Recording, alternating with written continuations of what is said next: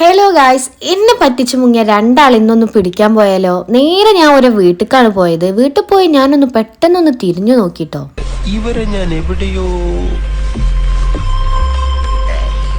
എന്റെ തോന്നലാവാം, എന്നാലും അതല്ലല്ലോ, എവിടെയോ ഗൈസ്, നമ്മളെ തറവാട്ടത്തെ ആദ്യത്തെ വണ്ടി ഉണ്ടല്ലോ. അപ്പൊ ഇതാണ് മക്കളെ നമ്മൾ പറഞ്ഞ മുതല്.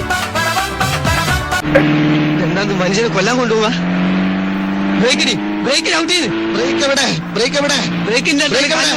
യെസ് ഗൈസ്, ആ വണ്ടി നമ്മുടെ ഫസൽ ഫാമിലി എടുത്ത പുതിയ വണ്ടിയാണ്. അപ്പൊ ഞാൻ ഇന്ന് വന്നിട്ടുള്ളത് എന്റെ ഫ്രണ്ട്സിന്റെ വീട്ടിലാണ്. ഷിഫ്നെയും ഷംനയും കുറച്ചു പേർക്കൊക്കെ അറിയുന്നുണ്ടാവും, ക്രേസി ഫാമിലി കേട്ടോ. അപ്പൊ അവൾ ഇന്ന് ഡെലിവറി കഴിഞ്ഞ് കിടക്കുന്നുണ്ട്. അപ്പൊ കുറെ ആയി പ്രസവമൊക്കെ കഴിഞ്ഞിട്ട് ഞാൻ പോവാൻ. നമ്മള് ലാബിൽ ഇവര് ട്രെയിനീസ് ആയിട്ട് കയറിയിട്ടാണ് നമ്മൾ ആദ്യമായിട്ട് പരിചയപ്പെടുന്നത്. പിന്നെ അത് കഴിഞ്ഞിട്ട് ഞാൻ സ്റ്റാഫായി കയറാനൊക്കെ പറഞ്ഞതാണ്. പക്ഷെ രണ്ടാളും മുങ്ങി. അതാണ് എന്നെ പറ്റിച്ച് മുങ്ങിയ രണ്ടാൾക്കാരെന്ന് ഞാൻ ഫസ്റ്റ് പറഞ്ഞത് കേട്ടോ.